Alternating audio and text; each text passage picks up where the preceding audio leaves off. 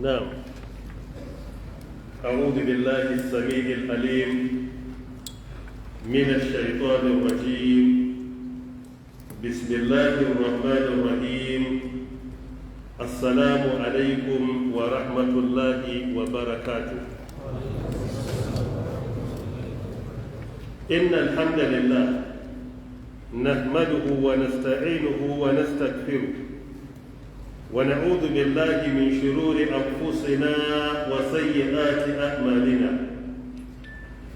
من يهده الله فلا مضل له ومن يضلل فلا هادي له، وأشهد أن لا إله إلا الله وحده لا شريك له، وأشهد أن محمدا عبده ورسوله.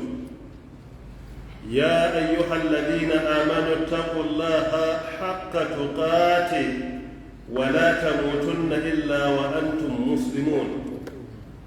يا أيها الناس اتقوا ربكم الذي خلقكم من نفس واحدة وخلق منها زوجها وبث منهما رجالا كثيرا ونساء، واتقوا الله الذي تساءلون به والأرحام إن الله كان عليكم رقيبا. يا أيها الذين آمنوا اتقوا الله وقولوا قولا سديدا يصلح لكم أعمالكم ويغفر لكم ذنوبكم، ومن يطع الله ورسوله فقد فاز فوزا عظيما. أما بعد، kamar yadda muka saba haduwa a wannan masallaci mai albarka insha Allah na An-Nur da ke nan Wasatu Abuja, daga lokaci zuwa lokaci ko don tafsirin Qur'ani ko kuma don karanta wani littafi daga cikin takardu na addini. Yau ma bisa ga horewa da yadda da amincewa na Allah subhanahu wa ta'ala za mu fara sabon littafi na birrul walidai, مفهوم وفضائل وآداب وأحكام نفضيلة الشيخ الدكتور سعيد بن علي بن وهب القحطاني رحمة الله عليه. منا cikin wata na Rabiul Awwal, hijira shekara ta 1443 nawa ga wata? Na'am, daren 25 kenan ko abin da ya kama da haka ga watan Rabiul Awwal, hijira shekara ta 1443 insha Allah ta'ala. Mun kammala littafi na Shama'ilun Nabi sallallahu alaihi wa alihi wa sallam na Abu Isa Muhammad bin Isa at-Tirmidhi rahmatullahi alaihi. Daf da watan Ramadan muka shiga tafsiri na watan Ramadan cikin korewar Allah ta'ala. Muka tsaya a inda Allah ta'ala ya kaddara mu tsaya, shine cikin suratu Ali Imran. Sannan muka ce bayan Ramadan idan Allah ya yarda za mu dawo ta'alim na littafi bayan an kammala Shama'ilun Nabi, wato ash-Shama'il al-Muhammadiyya. Kamar yadda Darakta General na wannan cibiya dan uwa Dr. Kabiru Kamo ya faɗa cewa ya kamo rigata da ƙarfi yana faɗa. Alhaji Shehu yana gefe ce duka mu ma mun taya mun kamo riga. Wato ba na gidawa karatu ba, yanayi ne na aiki da rayuwa. Idan ina ta'alim duk uzurin da kaga ya sa rana ɗaya ban zo karatu ba, to uzurin mai nauyi ne. Da ni na fara abu ba na so mu tsaya. In ina ta'alim lokacin da nake zaune misali a majalis Ibn Usaimin, ko ranar sallar layya ko ta azumi sai mun yi karatu bayan asuba ake zuwa a yi wanka a tafi idi. Saboda ina sha'awar mudawama, consistency akan aiki musamman na karantarwa. To na yi ta sa din na adawa, in na saka sai wani abu ya taso ko na tafiya ko yanayin aiki sai ce to bari sai na gaba kaza insha Allah. To wannan shine delay da ya faru aka yi ta samu, amma Allah shine shaida, zuciyata tana nan wurin. Kuma karatun shine a gaba, saboda ai babu wani harka a duk duniya da ya kai harka na addini. babu abin da ya kai duk wata hidima da za mu yi a duniya. Hidima ta addini ita ce aulawiyya, a ka'ida ita ce priority. Me dalili? Saboda Allah ya ce don hakan ya halicce mu. So duk wani abin da aka yi koma bayan addini ribar kafa ne, amma zuwan mu duniyan nan sakon shi ne addini din. So kula ga wannan babu wani abin da muhimmancinsa ya fi karantar da al'umma addinin musulunci. Allah ta'ala ya ba mu ikon karantarwa don neman yardarsa. Allah ta'ala ya tsarkake mana zukatanmu. Allah ta'ala ya saka a cikin mizanin ayyukanmu na kwarai ga baki daya. Yau la yanfa'u malun wala banun illa man atallaha bi qalbin salim. To sai mu kaddara ko da yaushe abu baya faruwa sai abin da Allah ta'ala ya so, wa ma tasha'una illa an yasha Allahu rabbul alamin. So yau ne Allah ta'ala ya kaddara da cewa za a dawo. Duk yadda muka yi ta kokari din, ran da Allah ya sa bai yi ba, sai ran da Allah ya sa zai yi. Mafhum? Tayyib. Ai sati da ya gabata amma sanar cewa insha Allah ta'ala ranar Lahadin za a yi ne. Za a dawo kuma sai tafiya ta kama ni immediately. Kuma a wata tafiyar da ina shigowa kuma ina ji kawai sallama da iyalai ne na shirya jaka kuma na kare fita. To amma dai duk da haka yau din ma ina da wata tafiyar na ce a'a bari dai in tsaya insha Allah a fara karatu, sai hakan ya dace da hukuncin Allah kuma sai gashi za a fara karatu. Amin ya rab. Littafin da zamu karanta shine birrul walidai, wato kyautatawa zuwa ga mahaifa. Shine uwa da uba, ko baba da mama, ko abba da umma, kamar yadda ake fara.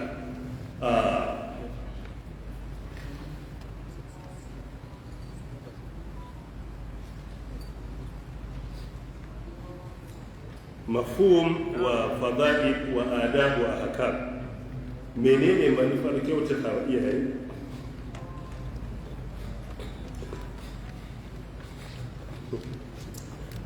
Wanda ya wallafa littafi din sunansa Dr. Sa'id bin Ali bin Wahab al-Qahtani. Ya fi sauƙi na faɗe shi da cewa shi ne wanda ya wallafa littafin Hisnul Muslim. Idan aka faɗi wannan to kowa zai fahimce shi a sauƙi. Yana cikin al'ajabi nasa shine littafinsa ya shahara fiye da shi.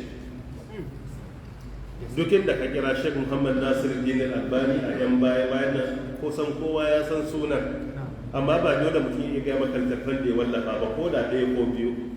In ka kira Sheikh bin Baz an san sunan, in ka kira Liman Sudais a haramin Makka an san sunan, in ka kira Sheikh Shuraim an san sunan, amma dukka suna da takardu ba kowa ya san littafin da suka rubuta ba, saboda sunayensu ya shahara fiye da rubuce-rubucensu. Abun da yake nadir, very rare, shine ka samu mutum takardunsa sun shahara ko littafinsa ya shahara fiye da shi. To shine abun al'ajabi da wanda ya wallafa wannan littafi. In ka dauki littafinsa na Hisnul Muslim min azkaril kitabi was sunna, wannan dan karamin littafi a ido amma babban littafi a sako, yana da wahala ka samu musulmin da bai san shi ba, ko na turancinsa ko na hausansa ko na larabcinsa. Kuma iya da matukar wahala ka shiga masallacin da babu Hisnul Muslim. Iya da matukar wahala ka samu gida na iyalai da mai gida da iyali da 'ya'ya a ce gidan ba Hisnul Muslim. Yana da matukar wahala, ban ce ba zai samu ba, amma iya da matukar wahala. In ku hakan ya samu to lalle an yi ganganci a ce gidan babu Hisnul Muslim. Hisnul Muslim ya shahara fiye da wanda ya wallafa shi. Wanda ya wallafa Hisnul Muslim shi ya wallafa wannan. Na yi ta'alim na Hisnul Muslim kamar shekara 13 da suka wuce a Masjidul Qur'an a Bauchi. Mun karanta shi a kasusuwa haka a jere daga farko zuwa ƙarshe. Wanda ya wallafa littafin gada shi ne sunansa Sa'id, Al-Sheikh Al-Doktor Sa'id. Mahaifinsa Aliyu, muna tarayya kenan wajen sunan mahaifi. Sunan kakansa Wahab. Al-Qahtani, mutumin Qahtan. Qahtan wani wuri ne a ƙasar Saudi Arabia wanda yana cikin yankin a yanzu a ce Arin. Akwai wani ƙauye sunansa Arin, to a ƙauyen Arin aka haife shi a cikin muhafaza da ake kira na asir, akwai muhafazatul asir, to a cikin wannan wurin ne. Amma mafiya yawan rayuwarsa ya yi ne a cikin garin Riyadh, babban birnin Saudi Arabia. An haife shi hijira da shekara 1371. A yanzu idan muka yi lissafi daga haihuwarsa zuwa yanzu ba rasuwarsa ba, sai mu ce haihuwarsa kamar shekara 72 da suka wuce aka haife shi. Amma Allah ta'ala ya ɗauki rayuwarsa hijira da shekara 1440, kamar kusan shekara 3 da suka wuce kenan. A lokacin da ya rasu a ƙirgen hijiriya ya rasu, za mu ga an haife shi 1371, ya rasu 1440. za ka ga yana da shekara 69 ya rayu a duniya a lokacin da ya rasu. Amma an ka ɗauki ƙirgen Gregorian calendar kuma an haife shekara ta 1952, ya koma zuwa ga Allah hijira na da shekara 2018. to in ka ɗauki wannan ƙirgen kuma sai ga yayi kamar shekara 66. shi sa na kan mana bayani ƙirgen hijira na musulunci iya da bambanci da ƙirge na Gregorian calendar. Kaga mutum ɗaya ne a can ka samu shekarunsa kusan 69 nan kuma 66. Kuma idan shari'a tana magana da kai tana magana da wancan ƙirgen 69 ne. Shi sa a yau wanda ga ce shekara na 32 ko da uku yana ƙirge na Gregorian, a musulunci ya kai shekara 34.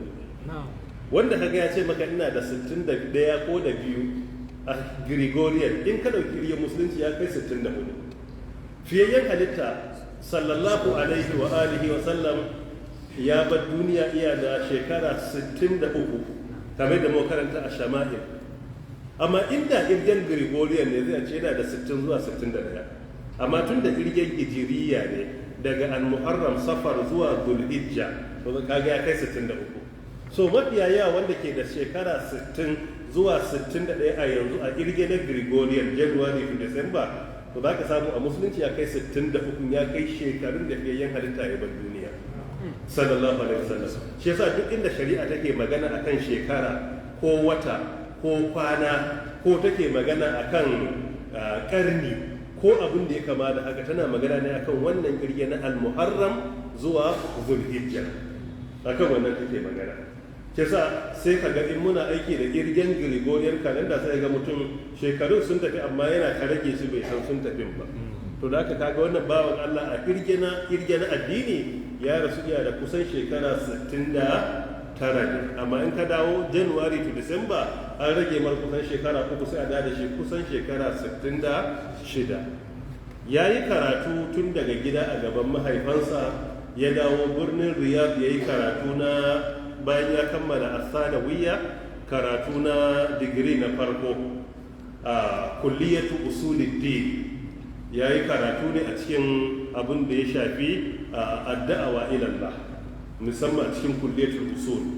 Bayan nan ya yi magister, wato abin da ake cewa master's degree nan ma akan da'awa ila Allah. Sunan ya yi bahasi, in an ce bahasi shine thesis ko dissertation nasa shine al-hikima fi da'awa ila Allah azza wa jalla, wato hikima wajen kiran mutane zuwa ga addini.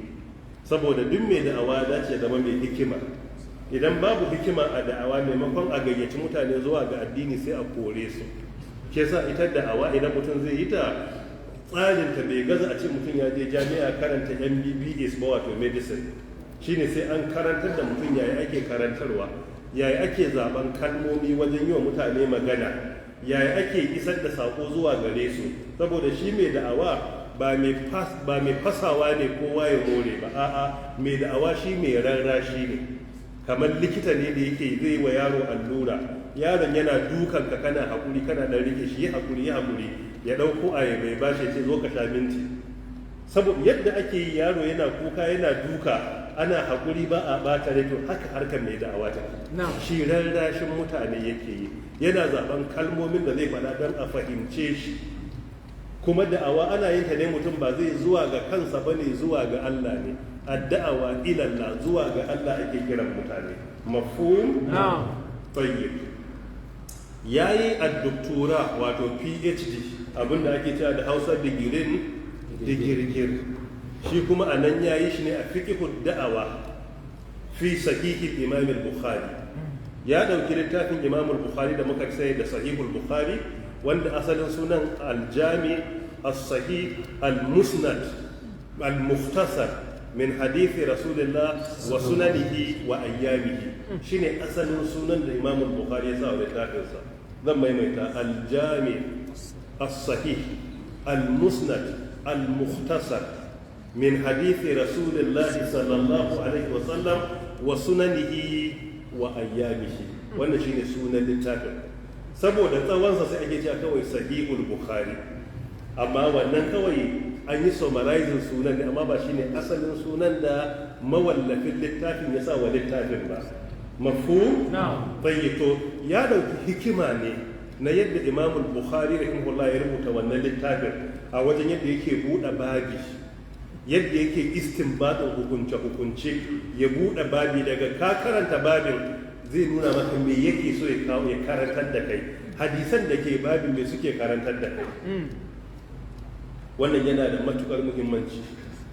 So sai ya dauki wannan hikimarsa ta da'awa a wannan wuri din. Akwai littafi da na rubuta wanda na yi ta'alim ɗinsa a jami'ar ATBU ta Bauchi lokacin da muke ta'alim ɗin wannan littafi na aljami'ar sahih, da shi muka fara. Littafin da larabci da sunansa al-ahkamul mufida fi ma'arifati sahihil bukhari, wato hukunce masu amfanarwa wajen haƙiƙanin fahimtar sahihul bukhari. Littafi ne da larabci aka rubuta shi a lokacin, maybe ɗaliban da suka kawo na tabbatar da har yanzu suna da burbuɗinsa, don bai kai wata shida boni ya turo mun hotonsa sai ga fa littafin iya tare da shi har yanzu. So shi abin da ya doktora a kai PhD digirgir shine fiqhud da'awa, wato fiqhun wa'azi da ake koya daga littafin sahihul bukhari, wato littafin imam bukhari. Sheikh Sa'id bin Ali bin Wahab al-Qahtani rahmatullahi alayh ya rayu a ƙasar Saudiya, ya karanta kuma ya rubuta takardu da yawa. Hisnul Muslim shine mafi shaharar littafi. Sai akwai takardun da akalla littattafansa sun kai kusan guda 80 wanda ya wallafa, sun kai 80, amma ikon Allah Hisnul Muslim din ne duk inda kaje akwai shi. Kuma Hisnul Muslim a yanzu bincike ya bayyana an fassara shi a yare sama da yare 95 a duniya. Shi kadai an fassara shi zuwa ga sama da yare 95. So da haka mun samu Hisnul Muslim littafi ɗaya, zan ba da misalai kaɗan daga cikin takardunsa. Sai wannan na biyu, birrul walidain mafhumun wa fada'il wa adab wa ahkam. Wannan shine na biyu, shi ba sai na yi bayani ba, don haka shi za a karanta insha Allah. Akwai littafin sa na murshidul mu'tamir wal hajj wal za'ir fi daw'il kitabi was sunnah, wato mai shiryar da mai umura da aikin hajji da ziyarar masallatai masu alfarman nan bisa ga karkashin hasken Qur'ani da sunna. Sannan kuma iya da littafi mai suna al-hajj wal umra, manasikul hajj wal umra fi daw'il kitabi was sunna, wato manasik hukuncen hajji da umra bisa ga karantarwar Qur'ani da sunna. Iya da littafi mai suna salatul musafir fi daw'il kitabi was sunna, sallar matafiyi bisa ga karantarwar Qur'ani da sunna. Iya da littafi mai suna as-siyam fi daw'il kitabi was sunna, azumi bisa ga karantarwar Qur'ani da sunna. Iya da littafi mai suna afatul lisan, hatsarurrukan harshe, shi ma fi daw'il kitabi was sunna. Iya da littafi mai suna nurul iman wa zulumatud dalala, nurul iman wa zulumatun nifaq fi daw'il kitabi was sunna, wato hasken imani da kuma duhun munafirci. Wannan ma littafi ne muhimmi. Sannan iya da littafi dan uwan wannan sunansa silatul arham fi daw'il kitabi was sunna. Silatul arham mafhum wa fada'il wa adab wa ahkam. yadda ya sa wannan haka ya kira shi silatul arham mafhum wa fada'il wa adab wa ahkam, akan sadar da zumunci, fahimtarsa, falalansa, ladubbansa da kuma hukunce-hukuncensa. Sannan kuma shi da kansa ya yi sharhan hisnul muslim. Bayan sharha din kuma a cikin ƙur'ani ya yi littafi mai suna min ahkami suratul ma'ida, daga cikin hukunce-hukuncen da muke koya a cikin suratul ma'ida, saboda suratul ma'ida na da hukunce-hukunce muhimmai matuƙa da gaske. To sai littafi da yake karantar da hukunce-hukuncen da ake koya daga gare ta. Waɗannan su ne kaɗan daga cikin ta'alifat ɗinsa. Ya rayu kamar da faɗa a can, ya yi limanci a masallatai da dama, musamman a cikin garin Riyadh. Ya rasu, ciwon da ya zama sanadin rasuwarsa shine liver cancer, wato kansa ta hanta kenan ko? Liver ta hanta, kansa ta hanta ita ce ta zama sanadinsa na komawa zuwa ga Allah kamar shekara 3 da suka gabata. Bayan ya rasu na san na karanta ta'aziyar malamai da dama da suka yi ta'aziyya na rasuwarsa. Duk wanda ya tashi ta'aziyya a waɗanda na karanta ta'aziyyarsu ba zai gaza malamai 40 ko 50 ba a duniya. Babu wanda ya ta'aziyyar kuma ya bayanin shi waye face ya ce shi ne wanda ya wallafa littafin hisnul muslim. Kusan kowa ya tashi sai ya faɗi haka. A cikin hay'atu kibarin ulama akwai malamai da yawa da suka yi. Daga cikin malaman da suka fi rubuce-rubuce online akwai irin su Sheikh Aidul Karni, akwai irin su Arifi, akwai irin su Rashid Al-Affasi.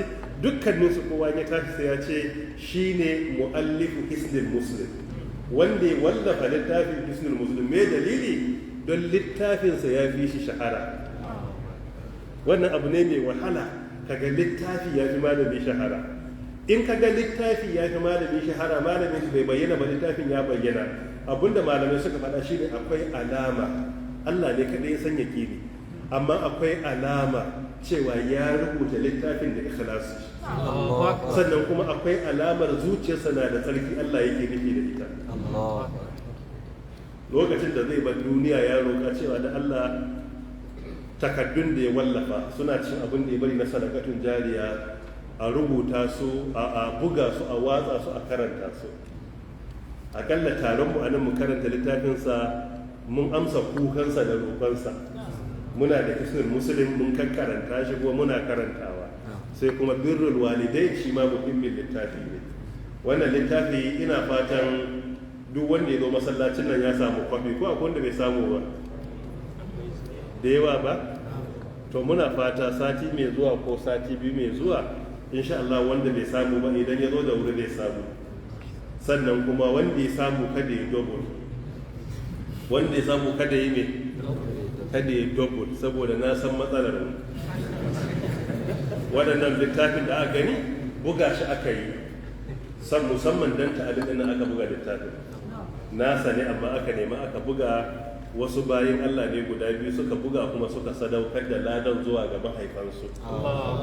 So da haka muna fatan za a ci gaba da bugawa ga duk wanda bai samu ba, insha Allah idan yana zuwa nan ya samu, amma banda ne, banda double.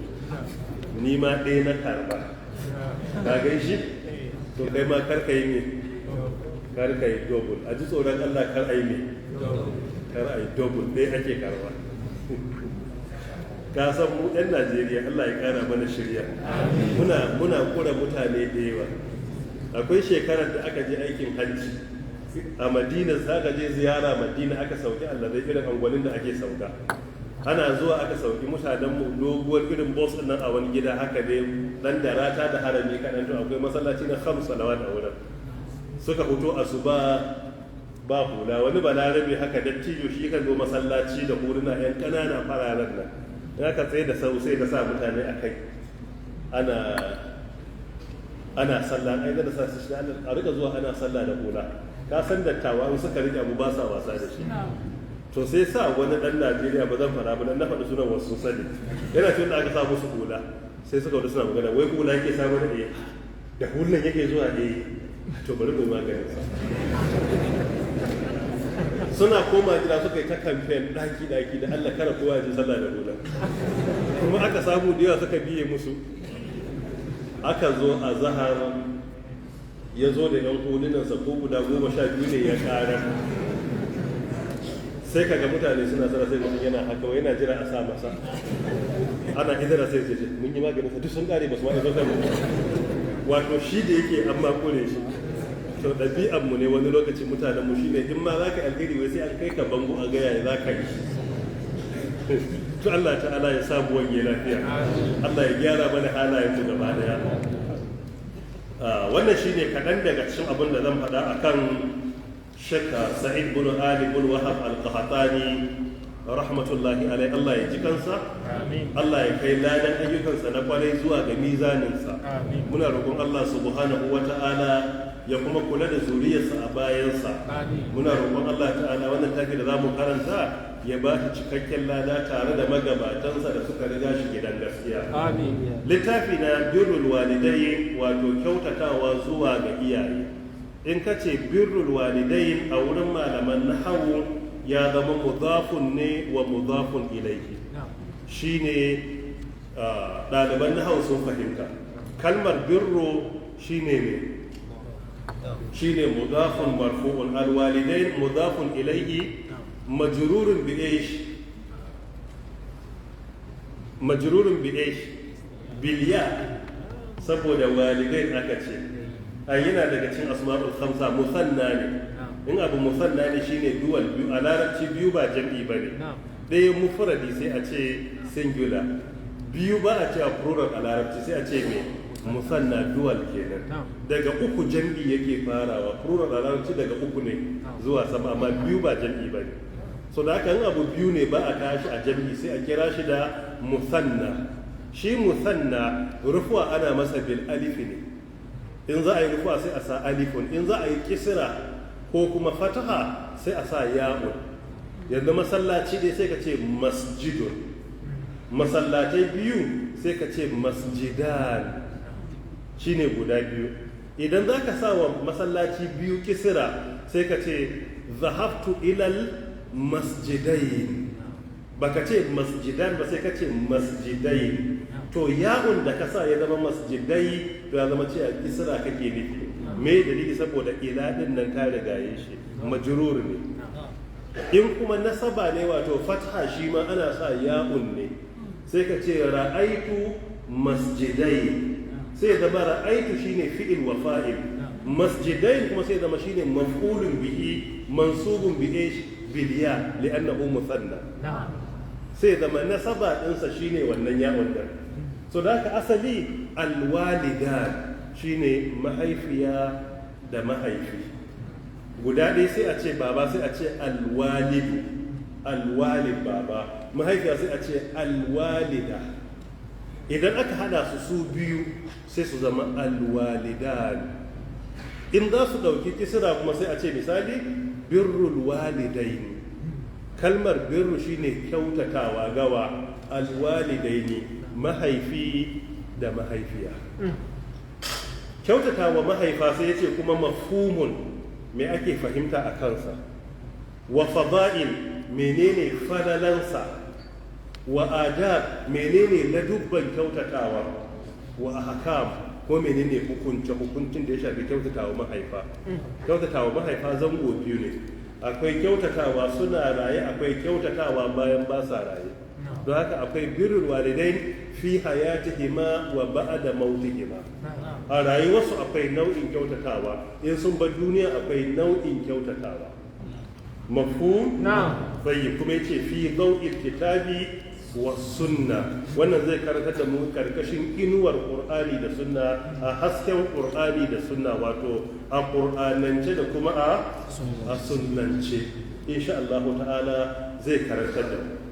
Kyautatawa zuwa ga iyaye wajibi ne a musulunci. Muzantawa zuwa gare su haramun ne a musulunci. Kyautatawa iyaye, Abdullahi ibn Abbas radiyallahu anhu yana cewa, yana cikin sahihul adabil mufrad, akwai mai wanda yake da bugu mai volume biyu, a volume na farko a nan ba na 34 na cewa la a'lamu amalan aqrabu ila Allah azza wa jalla min birril walidayn. Yace wallahi bai san wani aiki ba da ke kusantar da mutum zuwa ga Allah kamar kyautatawa mahaifa. Ban san wani aiki da ke sa Allah ya yarda da mutum a duniya ba kamar kyautatawa mahaifa. Shi bai san aikin ba.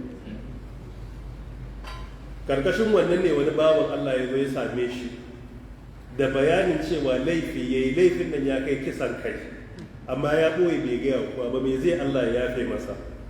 Ibn Abbas radiyallahu anhu sai ya tambaye shi sai ya ce mahaifanka suna raye, sai ya ce a'a. Sai ya ɗauki lokaci mai tsawo yana tunani, can sai ya bashi fatawa ka je ka yi kaza.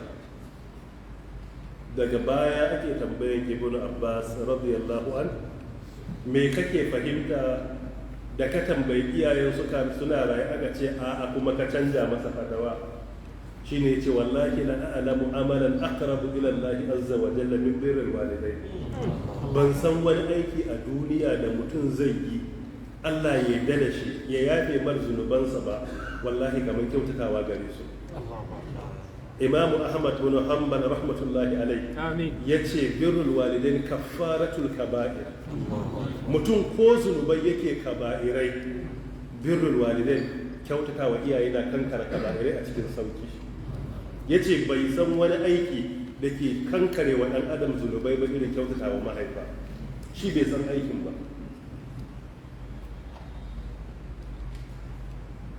Allah ta'ala ka gafarta wa mahaifanmu, Allah ta'ala ka ji kansu, Allah ka kai haske zuwa ga kabarinsu, Allah ka ba mu ikon kyautatawa zuwa gare su bayan rayuwarsu. Waɗanda mahaifansu ke raye, Allah ta'ala ya ba su ikon kyautatawa zuwa gare su a cikin rayuwar tasu. Idan muka duba Qur'ani ya ishe mu hujja. A ayoyi da dama Allah ta'ala ya karantar da mu matsala ta birrul walidai a cikin ayoyi da dama a Qur'ani. Za ku iya bani misali?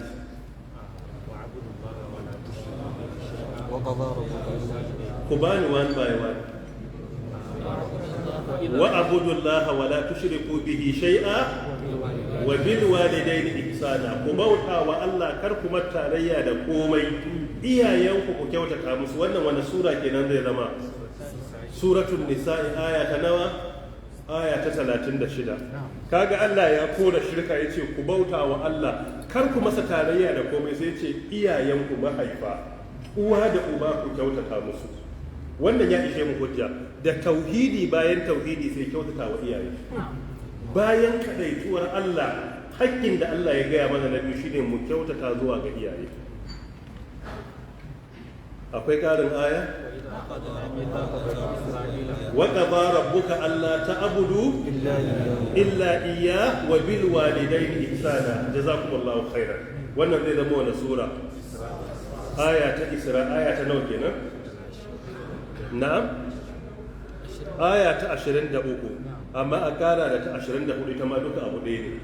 Allah ya ce waqaba, Allah ya yi umarni kar a bauta wa kowa sai shi, sai ce babarka da babanka ka kyautata musu. Bayan kadaita Allah sai me? Sai iyaye. Ai wannan hujja ne mai karfi. Bayan kadaita Allah sai iyaye.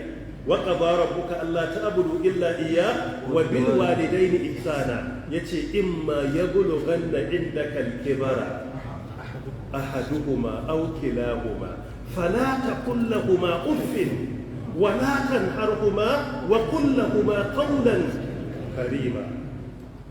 34 yace wahfid lahumā janāha adh-dhulli min ar-rahmah wa qur rabbi irhamhumā kamā rabbayānī saghīrā. Ibnu Kathir yace wannan usulubin Qur'ani babu inda aka same sai a nan wurin. Ka ji magana wahfid lahumā janāha adh-dhulli min ar-rahmah wa qur rabbi irhamhumā kamā rabbayānī saghīrā. Wahfid lahumā janāha adh-dhulli, wato fuka-fukin kaskantar da kai, ka kaskantar da kanka zuwa gare su. Duk matsayinka a duniya, kar ka je gaban babanka ko babarka ka hau kujera ka zauna a ƙasa. duk haddanka na Qur'ani da limancinka da kujerarka ta mulki da arziki an kayi asara da kake zuwa gaban iyayenka ka hau kujera a ƙasa ake zama ba a zuwa gaban mahaifi ko mahaifiya. Yanzu ne tarbiyya ta lalace, iyaye suna kujera, ƴaƴa na kujera. Allah wadan irin wannan hali ba a zuwa. واخفض لهما جناح الذل من الرحمة.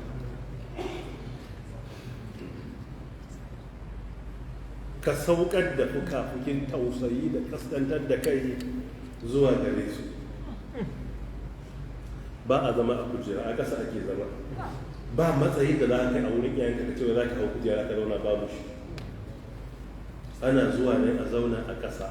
Haka kuma duk wanda yake matsayin iyayen shi ma aka je mai ake yi a ƙasa. Abokin babanka ne, aminin babanka ne, wan babanka ne, kanin babanka ne, dukkaninsu ba a hawa musu kujera, a ƙasa ake zama. Babarka ne, ummanka ne, yar mahaifiya, kanwar mahaifiya, duka ka'idar ladabi a ƙasa ake zama.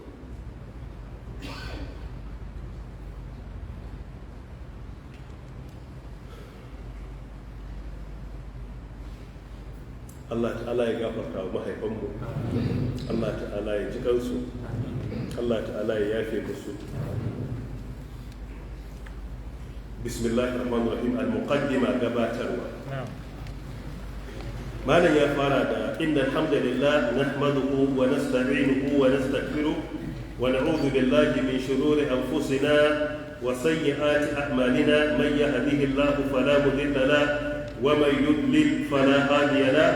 وأشهد أن لا إله إلا الله وحده لا شريك له وأشهد أن محمدا عبده ورسوله صلى الله عليه وعلى آله وأصحابه ومن تبعهم بإحسان إلى يوم الدين وسلم تسليما كثيرا. أما بعد.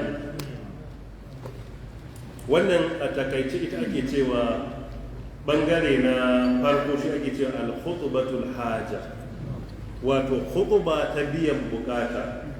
Manzon Allah as-sadiq al-masduq sallallahu alaihi wa alihi wa sallam a zamaninsa idan zai khutbar juma'a da ita yake farawa. Idan zai khutba ta idi a magana mafi inganci da ita yake farawa. Idan zai daura aure da ita yake farawa. Hatta ɗaurin aure da ita ake ɗaura aure a sunna. Al-khutbatul haja. Shi yasa isnadanta da hanyoyinta da ingancinta da wurin da ake aiki da ita, Sheikh Muhammad Nasiruddin Al-Albani rahmatullahi alai ya rubuta littafi sunansa Al-khutbatul haja. In ka duba shafi na 36 yayi magana gamshashe akan muhimmancin karanta ta a dukkan inda za a gabatar da wani abu na addini. Malamai sun ƙara wa juna ilimi wajen fara aiki da ita a rubuta takardu. Wasu malamai sukan ce a rubuta littafi ba sai an fara da ita ba. Me dalili suka ce saboda ba a samu fiyayyen halitta ya rubuta littafi da ita ba. Daga cikin malaman da suke ga aiki da ita akwai Imam Tahawi rahmatullahi alai. Idan muka duba cikin Mushkilul Athar a mujalladi na farko namba na 6 yana cewa to fiyayyen halitta wadda takardu ya rubuta da ake tsammanin ya fara aiki da ita. Ya rubuta littattafai ne? Ai karantarwa ya zo ya yi. Ƙur'ani aka saukar masa sannan ya yi kuma gaya mana sunnoninsa. Kula ga wannan ai bai rubuta takarda bari a ce bai fara ita ba, amma abubuwan da yake na presentation gabatarwa da ita yake farawa. Da wannan Imamu Tahawi rahmatullahi alaihi cikin Mushkilul Athar ya magana mai tsawo cewa abin da ya tabbata a sunna ko da littafi za a rubuta sai a yi da ita. Shi ma takaddun da ya rubuta shekara 1000 da yan kai da suka wuce da ita aka fara. In ka duba Shaykhul Islam rahmatullahi alaihi ya rubuta ta a takaddunsa da dama a farko. Ɗalibinsa Ibn al-Qayyim al-Jawziyya rahmatullahi alaihi ya yi aiki ita a cikin wasu daga cikin takaddunsa. Yan nan baya kamar Sheikh Muhammad Nasiruddin Al-Albani rahmatullahi alaihi kusan kashi 99 cikin 100 na takaddunsa da ita yake farawa. Ɗalibansa na baya irin Sheikh Ali Hassan Ali Abdul Hamid da makamantansu da su Zuhair, Sheikh Zuhair da makamantansu duka za mu ga da ita suke farawa. Su Salim, Sheikh Salim bin Eid Al-Hilali duk za mu ga ta'alifat na sai sun fara da innal hamdalillah nahmaduhu wa nasta'inuhu wa nastaghfiruhu wa na'udhu billahi min shururi anfusina. ita sunna ba a gajiya da ita. Shi yasa idan ka haddace ta duk inda za a fara ta'alim ne, kutubar juma'a ne, daura aure ne, da wannan ake farawa. In an kai ta zuwa ƙarshe ana ƙara ayoyi nawa? Ayoyi 4 a wurare 3. Ayoyi 4 a wurare 3. Aya ta farko ita ce wacce? Wacce ce ayar? Ya ayyuhal ladina amanu taqullaha haqqa tuqatihi wa la tamutunna illa wa antum muslimuna. Cikin Ali Imran aya ta nawa? Aya ta 103 kenan ko?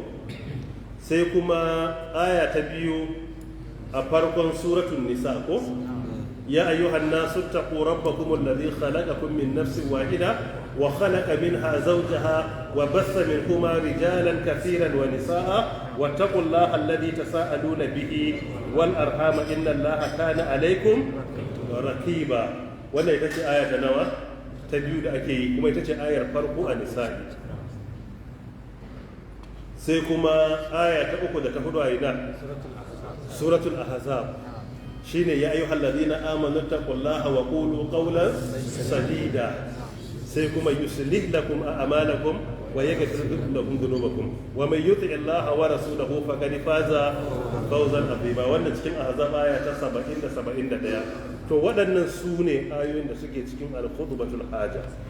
A cikin ƙasar nan ma muna da malaman da suke wannan kokari. Allah ya ji dan uwa Malam Muhammad Awwal Albani yana da wannan kokari, dan uwa Sheikh Abdulrazak ya haifan hafizahullahu ta'ala yana da kokari da makamantansu. Waɗannan su nake iya tuna kaɗan daga ciki. Yin ta sunna ne, fiyayyen halitta haka yake aiki da ita. Allah ta'ala ya ba mu ikon koyi da sunna. Allah ya samu wani lafiya. Innal hamdalillah, lalle yabo da godiya. Alhamdu shine yabo da godiya. In ka ce godiya kadai baka ce yabo ba to ka kasa wajen fassarawa. Alhamdu shine yabo da godiya, sai ka yaba abu kuma ka gode masa. So da haka lalle yabo da godiya lillahi duka da Allah ne. Nahmaduhu, muna yabansa muna gode masa. Wa nasta'inuhu, muna neman taimakonsa. Duk wani abin da muka saka a gaba sai Allah ta'ala ya taimake mu muke iya yi. Duk abin da Allah bai taimake mu ba ma iya yin sa. Don haka wa nasta'inuhu shine muna neman ya taimake mu. Hatta fa a rike iyalanka sai Allah ya taimake ka. Ita rayuwar nan gabaki ɗayanta in babu taimakon Allah ba abin da za mu iya yi. Shi ɗan adam in kana son gane kasawarsa, kuda yana iya masa kwace. Kana cin abinci zai sauka akan miya ya ɗauka ya tafi. Za ka iya jin zan kai sa aka kashe shi, amma ba za ka iya kwato wannan miyar da ya taɓa din ba. Ai kaga kai gajiyayye ne. Kuma sai kana cikin nutsuwa sai Allah ya jarabe ka sai wani ɗan ƙwaro ya shiga hancinka ya hana ka sakat a duniya. Kuma wani ɗan ƙwaron fa bai wuce ka rike shi aka ka mutsuke ba, amma in ya shiga hancinka sai hana ka bacci. Abu kaɗan in ya shiga kunnen ka sai hana ka bacci. Ciwon haƙori ƙwaya ɗaya sai sa maka fiba, zazzabi a jikin ka gagara yin bacci. Dan adam fa ba komai ba ne, da'if ne, mai rauni ne.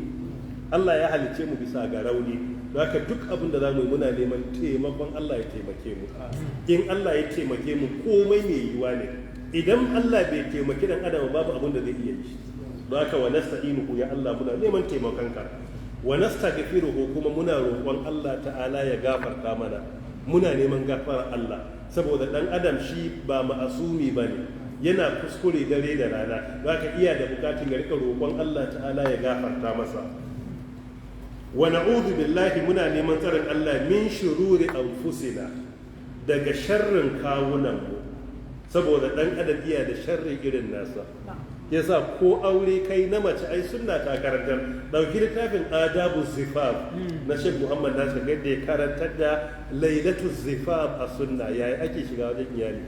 In ka shiga wurin iyalinka ai a sunna kana kama goshin ta kace Allahumma inni as'aluka min khairiha wa khairi ma jabaltaha alai wa a'udhu bika min sharriha. Kai ka auro ta, tana son ka, tana kaunar ka. In ma baka ganta ba ka jin daɗi, kuma in bata ganka ba ta jin daɗi, kuma akwai ƙauna ta hakika don Allah, amma sai ka ce Allah ya kare ka daga sharrinta, bayan kuma ka roƙi ya baka alkhairinta. Saboda duk ɗan adam iya da positive side, iya kuma da kasawa. Kasawa ne shine amfanin Qur'ani da Sunna su yi molding din mu, su gyara mu hau kan hanya. Allah ya ji kan Sheikh Abba Aji yana cewa idan ka ga ustazu ko malami ya kama kai, ba fa bai iya shaidanci ba ne, ayoyi da hadisai ne suka hana shi ya shaidancin.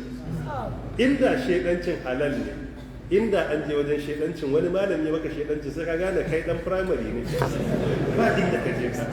Amma me yasa ba zai yi ba? Saboda nassosin nan sun hana a yi, sun hana a yi. Amma inda halal ne wasu al'amuran, wallahi da kai ba kama kai ka zama almajiri a koya maka ba, sai dai ka je ka samu almajiran wasu. Amma me ya hana a yi? Yace saboda Allah ya ce kada a yi. To wannan sharrin kawunan fa shi yasa aka saukar da Qur'ani da Sunna don yayi ta gyara mu, kar ku yi kaza, kar ku yi kaza, kar ku yi kaza. Duk abin da Allah ya ce kada a yi sai a tilasta kai a gaba aikata shi ba. In shaidan ya rinjaye ka wataran kai ka zauna ka cika sharɗin tuba, ka tuba zuwa ga Allah, sai Allah ya yafe maka. Saboda me? Saboda dan adam bai iya kubutar da kansa sai ya nemi taimakon Allah. Wa sayyi'ati a'malina, kuma da munanan ayyukanmu, saboda dan adam ba ma'asumi bane, zai iya yin alkhairi dubu wata ran sai shaidan yaudare shi sai ya kuskure guda daya. May yahdihillahu fala mudilla lahu, dukkan wani wanda Allah ya shiryar da shi ba mai batar da shi. Ita shiriya ta Allah ce. In Allah ya baka shiriya, duk duniya ba wanda zai batar da kai. Za a gama duk da barbaru da komai da komai, amma ba za a batar da kai ba. Dan me? Allah ya shiryar da kai, kuma shiryar ta sace. Wa may yudlil fala hadiya lahu, wanda Allah ta'ala ya bar shi a bace, shi kuma babu iya shiryar da shi, babu mai iya shiryar da shi. Yanzu ka duba Stephen Hawking, ya yi bincike a duniya, ya gano black hole, ya yi ta bincike akan universe. Babu wurin da za ka yi karatu nan kusa nuna maka Allah ɗaya ne, kuma wallahi tallahi akwai Allah, kaman karatu a universe. Ka yi karatu akan halittun da Allah ya da sama da kasai, ya gaba duk karatu. Inda ake karantawa a gane akwai Allah, shi sai ce babu Allah yake gani. An tambaye shi ce shi yana ga babu Allah. Me dalili? Don shari'a ta Allah ce. Idan Allah bai bashi wa babu wanda zai iya bashi.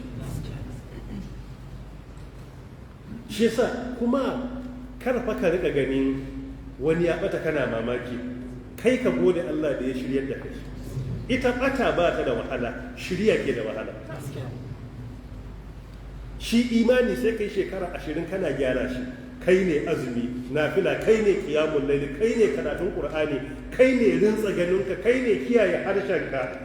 Duk wani abin da haka kake ta yi, babu dare babu rana kana training don imani ya karu. To imani ake yi wa haka, kuma babu wani shortcut da za ka je kawai ta ka zama mai imani. Komai sai an maka training ka saba. Amma ita bata babu school ɗinta. Ba inda ake zuwa koyi bata, ba wani da za ka je ce wai za ka je koyan shedanci ko bata, shi automatic ne. Daga ya ce ya bata ya zama batatte, kuma baya zuwa ko ina akwai, amma shirya sai an koya. Yanzu me ya tsara mu a nan wurin? Shirya. Mun zo mu ƙara bin Allah. Akwai inda kaga an taru kawai don a karantar da bata, za a yi ta'alim din bata, babu shi. Shi bata is automatic. Daga mutum ya ce ya bata ya bata, shikenan magana ta kare. Ba wata makaranta da ake zo a koya. Duk wanda ka gani bacacce yana ta'addanci ko kuma yana sata ko yana shan giya ko yana luwaɗi ko yana zina ko yana cin hanci, babu inda ya je koya. Ita automatic ne. Amma shari'a to ita kake bukatar sai ka wahala ka same ta. Ita shari'a ba a samun ta banza. Ba inda zaka je wani wanda cewa ya baka shari'a, babu ita. Ko yaya kai sai ka yi ta wannan azumi din, a sallan dare ne, a kiyaye harshe, sadaka fi sabilillahi. Wani lokacin ma kana ciro kudin shine na karshe, amma kana bayarwa dan me? Don ka kusanci Allah. Amma ita bata babu wannan duka a cikin ta. Kawai daga mutum yayi miƙa hakan yace ya bata, shikenan ya bata. Ba kuma wani abu mai wahala. Kuma daga ya shiga makarantar bata, gobe shikenan za ka ga ya zama me? Ya zama oga a wurin. Amma shari'a idan ka shigo sai an yi ta karantar da kai. Kuma babu ran da ake kura shari'a. In ka shigo din har ka koma zuwa ga Allah kullum a cikin da kake. Allah ta'ala ya kara mana shari'a. Wa ashhadu an la ilaha illa Allah wahdahu la sharika lah. Na shaida babu abun bautawa da gaskiya sai Allah shi kadai, bai da abokin tarayya. wa ashhadu anna muhammadan abduhu wa rasuluhu, kuma na shaida annabi muhammad bawan Allah ne kuma manzonsa ne. A ka'idar khutbatul hajj anan ake sa amma ba'du idan za a takaita ta. In za a karanta ayoyin kuma daga nan sai a ce abduhu wa rasuluhu, sai a kawo ayoyin bayan an gama sai a yi amma ba'd. In kuma aka yi amma ba'd da fa inna asdaqal hadithi kitabullah zuwa ƙarshe, duka yana cikin bangaren khutbatul haja. Ana iya tsawaita da ana iya takaita bisa ga yadda wuri ya bayar. In ka tsaya akan wa rasuluhu amma ba'du yayi mafhum. Sallallahu alaihi wa ala alihi wa ashabihi, tsira ya tabbata a gare shi da iyalansa da sahabbansa, dukkan sahabbansa, wa man tabi'ahum da duk wanda ya bi bayan su bi ihsanin da kyautatawa ila yawmiddin zuwa ga ranar addini, wato ranar kiyama, ranar da addini yake rana. Wa sallama tasliman kafiran amma ba'd, da aminci wanda yake mai yawa baya ga haka. Amma ba'd iya cikin hikimar Imam Bukhari rahimahullah, ya bude babi sunansa babu amma ba'd, babin da ke bayani akan amma ba'd, saboda fiye halitta in ya gama ga zai ce amma ba'd tukunna sai ya fara. To shi yasa wannan ma babi guda aka bude babu amma ba'd. Mafhum? Na'am. Tayyib. Fa hadhihi risalatun mukhtasara, wannan sako ne da yake takaitacce. Risala shine sako ko littafi. Mukhtasara kuma wanda aka yi shi a takaice, aka yi summarizing. Fi birril walidai, cikin karantar da mu birrul walidai. Yace bayyantu fiha, na bayyana a wannan littafi, inji Sheikh Sa'id ibn Ali ibn Wahab al-Qahtani rahmatullahi alayh. Bayyantu fiha mafhuma birril walidai, na karantar da abun da ake fahimta da kyautatawa mahaifa. Menene mafhum, abun fahimta daga kyautatawa mahaifa? Mafhum birril walidai, ai ina cewa mafhum ko? Sai ta ce kalma da mafhum. To shi zai ce bayyantu fiha mafhuma birril walidai. Mafhum na'am tayyib. هذا أنا تأثرت بالشيخ ابن عثيمين رحمة الله عليه. الله أكبر. تأثيرا أنا هذا الشيء فقيه الأمة. in yi karatu da ce mafhum na amtayyib, to tasirantuwar sai yasa ni ba ina yi ban sani ba, saboda tasirantuwa. Idan ka tasirantu da malami kakan yi abin da yake lokaci ba tare da ka kula ba. So gaskiya yana daga cikin abubuwa da bana kula, kawai zan yi saboda ana ta'assartu bihi ta'assuran zahiran. Na bayyana me ake fahimta da kyautatawa mahaifa lughatan, a larabci shine literal meaning, literal. Wastilahan da kuma a shari'a, wato technical meaning. Menene ma'anar kyautatawa iyaye a harshen larabci da kuma a ma'ana ta shari'a, literal and technical meaning. Wa mafhuma uquqil walidain, kuma me ake fahimta da muzantawa ko cutar da mahaifa. A littafin yayi bayanin menene idan kai ya shiga cikin cutar da mahaifa, menene yake shiga ciki. Kyautata musu kuma babu iyaka in dai ba shirka ba ne. Wani mutum ya samu Abdullahi ibn Umar radiyallahu anhu cewa na ɗauko mamata akan wuyana tun daga Kharasan har zuwa Makka, tun daga Kharasan har zuwa Makka, kamar ka ce yanzu daga wani bangaren Europe har zuwa Makka tana kan wuyansa. Ya ce na kammala sauke nauyinta a kaina. Ibn Umar ya yi murmushi ya ce ai baka sauke nauyin nishin naƙuda guda ɗaya ba. Nishin naƙuda guda ɗaya wannan abin da kai baka kai ba. In ka ɗauki babarka daga Abuja zuwa Makka da kafa, ka gama Najeriya ka shiga Chad da kafa, ka shiga cikin Sudan, ka ketara Red Sea, ka kai ta Makka ka ajiye, to akwai ƙalubale, shin ka biya nishin naƙuda ɗaya ko baka yi ba? Kwaya ɗaya babu tabbacin wani abin da ka yi ya biya ta bashin nishin naƙuda guda ɗaya. Yaya da iyaye, wani ma da uban kaman competition suke. Uwa kuma an na uwa ma a yanzu a wajen matasa, komai ana iya gaya mata. Ba na ce kaza ba, haka yake adresin mahaifiyarsa. Qur'ani yace wala taqul lahumu uffin wala tanharhuma wa qul lahumu qawlan karima. Suratul Isra ayat 34. Karka ce ko tir ba a fada. Iyaye ko kafi su gaskiya ba a musu da su. Ba a musu da su. Ko kafi su gaskiya sai dai ka ce ka tuba a yabe maka. Amma ba za ka tsaya kana musu ba a yi da iyaye. Ka san dai Allah ya kawo ka duniya ta hanyar su ne. In babu su da ba a zo da kai ba ka da ka shiga jirgin babu. Mun bayyana menene tauye haƙƙin iyaye lugatar wasu ilahan. Thumma zakartu al-adillata min al-kitabi was sunna adalla ala wujubi birril walidain. Sannan na ambaci dalilai daga cikin Qur'ani da sunna da suke nuni akan wajibcin kyautata wa mahaifa wa taharimi huquqihima da kuma nuna haramcin taba haƙƙinsu.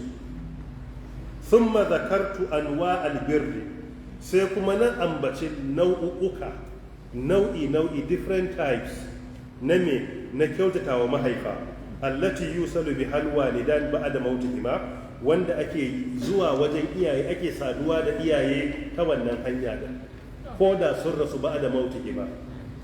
Wato kyautata wa mahaifa hatta fa annabawa idan Allah yana yabon su sai ya kira kyautata wa mahaifa a cikin yabon annabawa. Annabi fa da Allah ya turo idan Allah yana bayanin qualities nagartar annabi sai ya ce yana da biyayya ga iyayensa. Annabi ba annabin Allah amma kyautata wa iyaka ya shiga cikin qualitinsa da Qur'ani yake fada. Wa zai bani misali? Na wa barran bi walidayhi wa lam yakun jabbaran wa lam yakun to ai ka yake oke suratul maryam aya ta 14 amma da zaka da aka dauko aya ta 12 14 ya yahya khudhil kitaba bi quwwa wa atainahu al-hukma sabiyya wa hananan min ladunna wa zakatan wa kana taqiyya wa barran bi walidayhi wa lam yakun jabbaran asiya. Kisan annabi Yahaya aya ta 12 zuwa 13 zuwa 14 cikin suratul maryam yace ya Yahaya khudhil kitaba bi quwwa, kai Yahaya karbi littafi da karfi.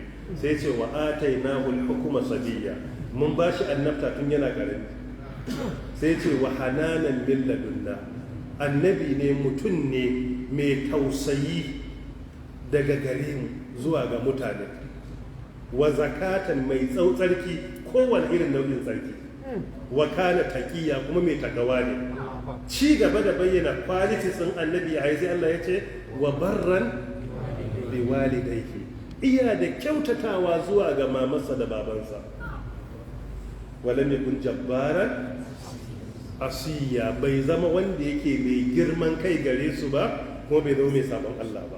Ba a yi wa iyaye girman kai. Duk matsayinka in ka zo gaban su kasa ake faduwa. Sai ka zo gindin gadon babar ta sai baba yayi kaza ka ake yi. Babanka yana kujera hagu a nan yayi sai ka fada a kasa haka ake yi. Ba a hawa kujera gaban iyaye. Ba a hawa kujera. Ko ya aka kaci a nan kasa yayi. Mafhum? Na'am. Tayyib, ba a hawa kujera. Wannan misalin annabi ya haye kenan. Akwai ƙarin wani annabi? ولقد آتينا لقمان الحكمة سورة لقمان آية تشابه no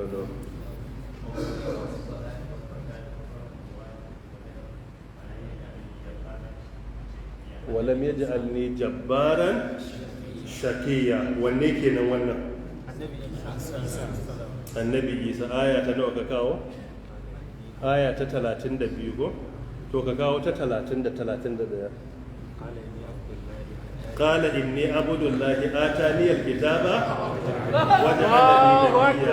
وجعلني مباركا أينما كنت وأوصاني بالصلاة والزكاة ما دمت سيمو دوكو ودي كاو وبرا بوالدتي wa lam yaj'alni jabbaran anan shaqiya can kuma asiya.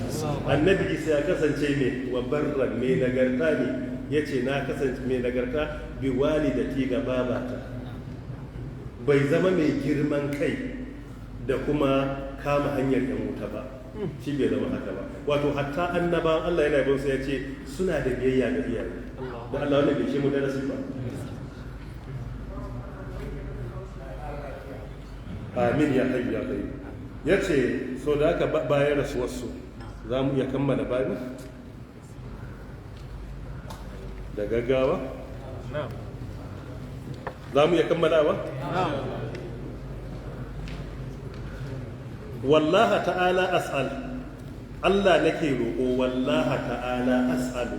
Wallaha din shine a matsayin maf'ulun bihi, ai shine Allah ta'ala as'alu, ai as'alullaha ta'ala. Ina roƙon Allah madaukaki ai yaj'al hadal amala, ya sanya wannan aiki mubarakan, ya zama mai albarka, nafi'an mai amfani, khalisan mai ikhlasi, liwajihi alkarim, wanda aka yi don neman yardar Allah ta'ala. Wa ayyan fa'ali bihi fi hayati wa ba'da mamati, kuma ina roƙon Allah ya amfanar da shi a rayuwata da bayan rasuwata. Wa ayyan fa'a bihi kullaman intaha ilai, kuma Allah ya amfanar da duk wanda ya samu saduwa ga littafin nan. Fa innahu ta'ala khairu mas'ulin, Allah shine mafi alherin wanda za a roƙa. Wa akramu ma'amulin, mafi karamcin wanda ake buri zuwa gare su. Wa huwa hasbuna, kuma ya wadatar mana Allah din. Wa ni'mal wakil, madalla da wakili Allah. Wala haula, babu dabara, wala quwwata, babu karfi, illa billah, sai ga Allah al-aliyyu madaukaki, al-azim wanda yake mai girma. Wa sallallahu wa sallam ala nabiyyina Muhammad wa ala alihi wa ashabihi wa man tabi'ahum bi ihsan ila yawmiddin. Tsira da aminci akan annabi Muhammadu da iyalansa da sahabbansa da duk wanda ya bi bayan su da kyautatawa har zuwa ranar kiyama. Me yasa ya roki Allah ya sa littafin ya zama mai amfani gare shi da al'umma? Saboda ilimi akwai mai amfani, akwai ilimi mara amfani.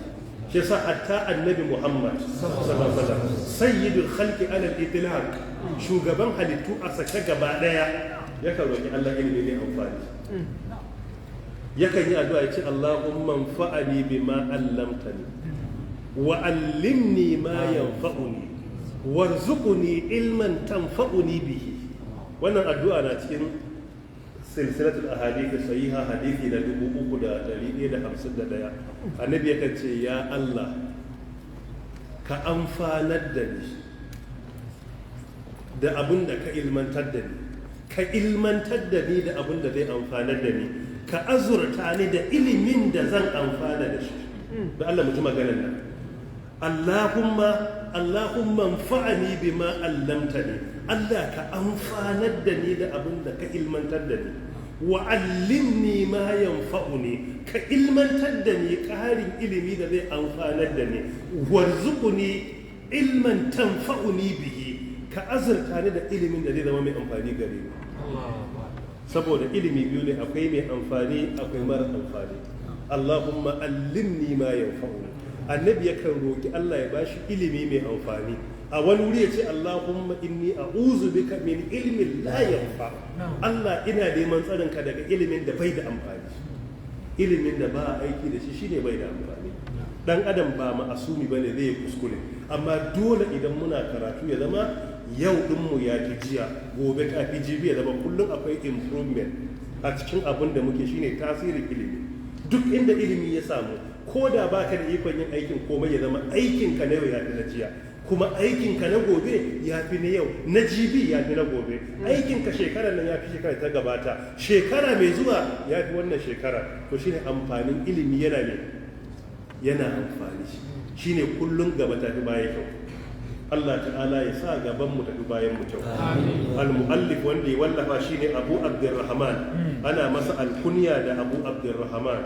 Wannan al'ada ce ta Larabawa mai kyau, su ana yawan intisabi, nasaba mutum zuwa ga dan da ya haifa. Yanzu in ka je kulliya jami'a da na karantar a Madina, sunan da aka sani da shine Abu Abdurrahman. In ka je kana neman Isa Ali Ibrahim sai ka sha wahala. amma Abu Abdurrahman cikin sauki kowa bai gane, saboda su suna da ɗabi'ar nassaba ka zuwa gada. Abu Abdurrahman, Abu Abdullah, Abu Amatillah, Abu Fatima, Abu Aisha, Abu Hafsa, Abu Abdussalam, Abu Abdulmu'min, haka sunayen mutane ke, kowa ana nassaba shi ga sunan ɗan da ya haifa. Ko da mutum bai da ɗa ana masa alkunya ba sai haihu ba. Nana Aisha radiyallahu anha ba ta haihu ba, ma sunanta Ummu Abdullahi. Harrara ba'da asrin yawm al-khamis, ya kammala editin littafin nan, ya kammala rubuta shi da gyaggyarawa ranar alhamis da yamma bayan la'asar, al-muwafiq wanda ya dace da 2 ga watan 5 shekara ta 1426, kamar shekara 17 da suka wuce. bin Riyadh ya ce ya kammala a garin Riyadh ne. Allah ta'ala ya gafarta masa, Allah ta'ala ya ji kansa, Allah ta'ala ya yafe masa. In Allah ya kai mu karatu na gaba za mu tashi akan mafhumu birrul walidaini lughatan wa istilahan. سبحانك اللهم وبحمدك أشهد أن لا إله إلا أنت أستغفرك وأتوب إليك. اللهم صل على محمد وعلى آل محمد كما صليت على إبراهيم، وبارك على محمد وعلى آل محمد كما باركت على إبراهيم وعلى آل إبراهيم إنك حميد مجيد.